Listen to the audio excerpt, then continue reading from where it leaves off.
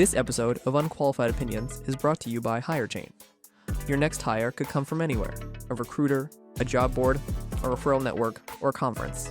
Hirechain manages hundreds of candidate sources for you, so you only see relevant applications and can focus on picking the best person for your team. On average, our customers fill open roles faster and 30% cheaper than with traditional recruiters. Leading companies like The Graph and Masari already use Hirechain. So get your time back. Talk to Hirechain today and hire the best, fast. Visit hirechain.io/Masari for prioritized onboarding.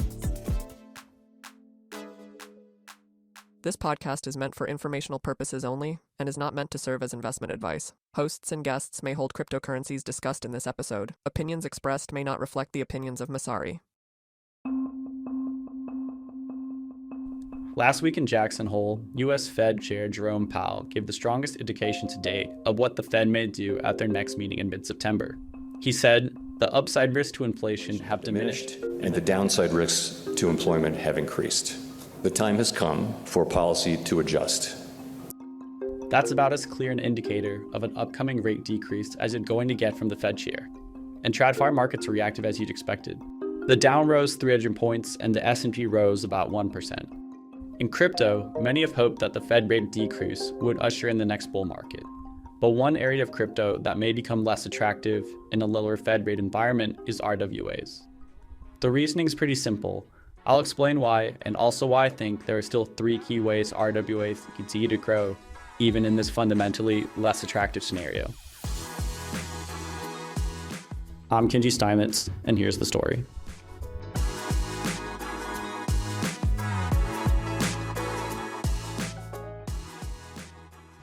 Join us at Mainnet 2024, Masari's premier annual conference in NYC from September 30th through October 2nd. Don't miss the exclusive opportunity to engage with industry leaders like Katie Hahn, Beiser Dimitrov, and Hester Peirce. Explore emerging trends in crypto and AI, and network with top investors and innovators. Benefit from a 20% discount with code MasariPod when you register at mainnet.events. For a prominent presence, contact events@masari.io. Experience the future of crypto at Mainnet 2024.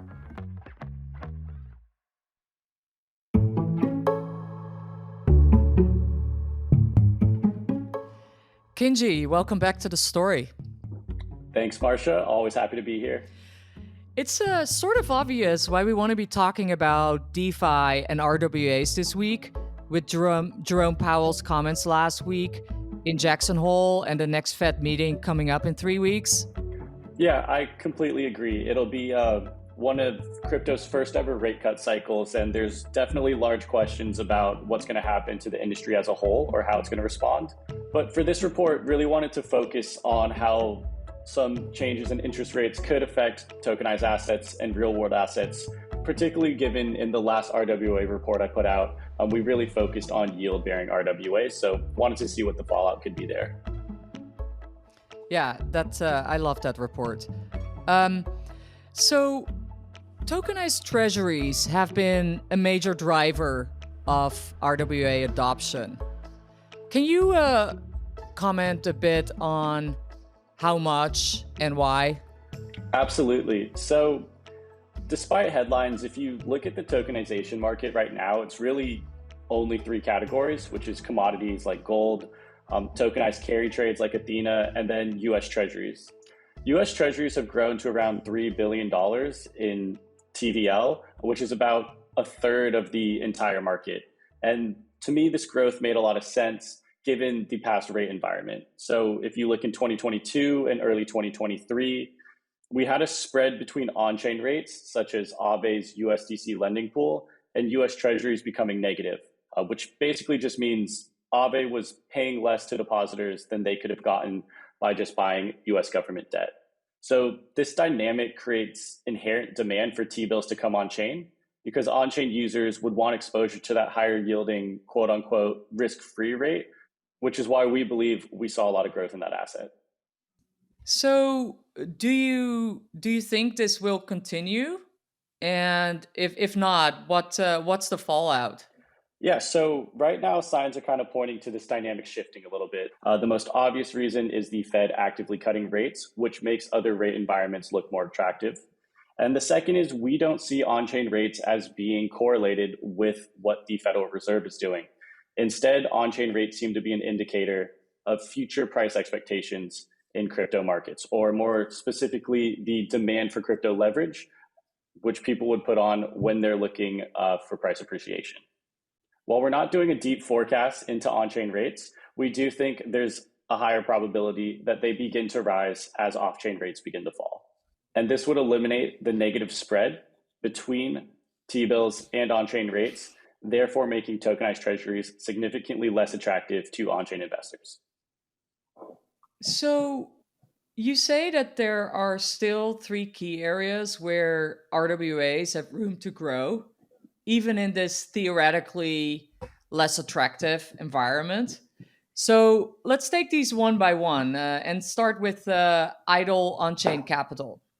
Yeah, so idle on-chain capital is definitely a growth opportunity from our perspective, and we really see this coming from two main sources. So the first is DAO treasuries that are holding stablecoins. So these are treasury assets that aren't earning any yield at the moment, but realistically should be allocated to earn some yield for the DAO. And it's likely that if you're holding stablecoins, you don't want to move too far out the risk curve, and treasuries seem like a safe place to park that money. Kind of on a similar note is crypto venture or hedge funds that are also holding stablecoins on chain. Rather than just letting those sit there and erode away, allow them to earn some interest by moving into tokenized treasuries. So sticking with the first point of DAO holdings, DeFi Llama shows there's approximately $800 million worth of stablecoins held on chain in DAOs. And if this 800 million was to move into tokenized treasuries, this would be roughly a 34% growth opportunity, which could help offset potential outflows or potential slowing growth due to the changing interest rate environment. The idle capital held by liquid funds and venture funds is probably the larger opportunity here. Just using some of Messari's fundraising data, we can see that 22 billion of capital was raised between 2023 and 2024. So if we use some conservative estimates that maybe 5 to 10% of that capital is now sitting in stablecoins, that represents a $1.1 to $2.3 billion opportunity that tokenized treasuries could begin to attack. Okay, so second, exchange collateral. Yeah, absolutely. So the idea here is to change the collateral being used for trading from stablecoins to tokenized treasuries. And this is really the largest opportunity that's being cited by some of the teams that we've talked to in this space. Basically, the way it would work is rather than having let's say your margin on Binance being in USDC or USDT, you would instead have your margin being held in tokenized treasuries. So that way, either you, the user, can earn some yield, or if the exchange wanted to extract some of that away, they could take a portion of the yield there as well. This model is already being tested by platforms like Bybit, who are accepting USDE, which is Athena's stablecoin, as a form of collateral. At the moment, Bybit currently holds around 266 million of USDE, which is about 12.4% of their total stablecoin holdings.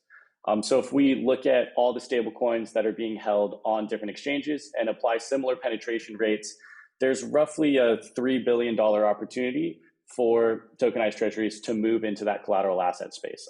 Obviously, if you get deeper penetration, that can grow a lot more. But it's yet to be seen exactly how these agreements could function and who would benefit from earning that yield. So finally, you mentioned moving further out the risk curve. Yeah, so this is the last growth opportunity and the one that we also think is the least likely. So this would basically make RWA protocols alter their product and no longer just offer treasuries, but integrate some riskier, higher yielding types of assets, such as private credit. So private credit is where you aggregate deposits on chain and lend them off chain to private entities to earn a higher yield. And that's being experimented with by things like Maple Finance, Centrifuge, and Goldfinch. The one thing that we'd want to point out is, one, this does change the product. And two, there doesn't seem to be a strong indicator that capital is rotating out of treasuries into these funds as quickly as capital seems to be rotating into things like the Aave V3 USDC pool. Interestingly, these private credit protocols haven't returned to all-time highs as quickly as their centralized counterparties have, such as the Galaxy Digitals and the digital currency groups of the world. For example, Galaxy Digital's loan book has returned to all-time highs last seen in 2021, while Maple Finance and other on-chain lenders have lagged behind. It's worth pointing out in the last cycle, the growth in on-chain lenders also lagged behind centralized lenders, so there is potentially a catch-up opportunity here. So on-chain rates becoming more attractive could be interpreted as bearish for RWAs, right? However, in the report, you talk about how this could also represent a unique opportunity because it could potentially enable a reversal in the flow of value, allowing on-chain yields to be exported to off-chain investors. Could you elaborate on that? Absolutely. This is, to me, the fun part of this report. So at a high level, RWA protocols have been primarily viewed as serving one core function, which is expanding crypto ecosystems by bringing new assets on-chain. So this essentially views an RWA protocol as a one-way bridge where you take traditional assets and move them on-chain. In my view, this model made a lot of sense in a rate environment where off-chain rates were much more desirable than on-chain rates. So we wanted to bridge those assets to DeFi. However, I think it's pragmatic to take a more holistic view of what an RWA can be and transfer it from just a one-way bridge to a multi-directional bridge that acts as an intermediary between the off-chain and on-chain worlds. So this would mean we can pull off-chain assets when they demand it, but also on-chain users can export DeFi assets or crypto assets when TradFi demands it. So while this is a relatively new idea, it is something that we're starting to see take hold. For example, Superstate has launched a carry trade fund, which does a cash and carry trade similar to that of Athena. And while that product is relatively new, only has about 26 million AUM, that is about 25% of its similar tokenized treasury product.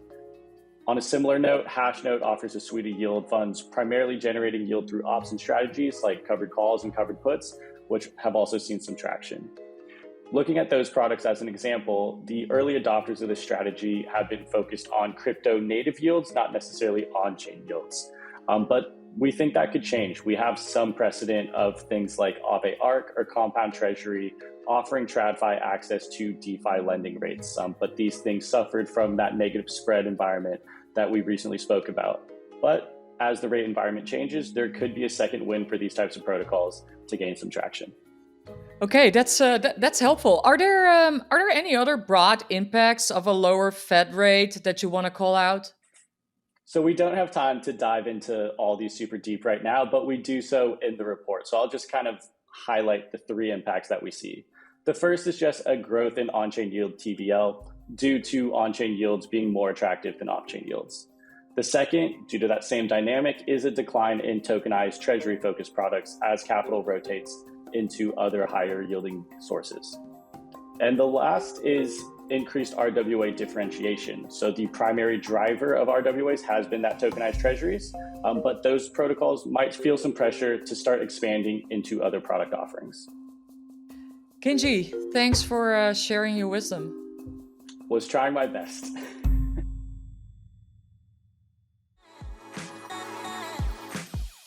This episode was produced by Steve Bichimer, based on the report On-Chain Spread's Impact on Tokenization, written for Messari Enterprise by me in August 2024.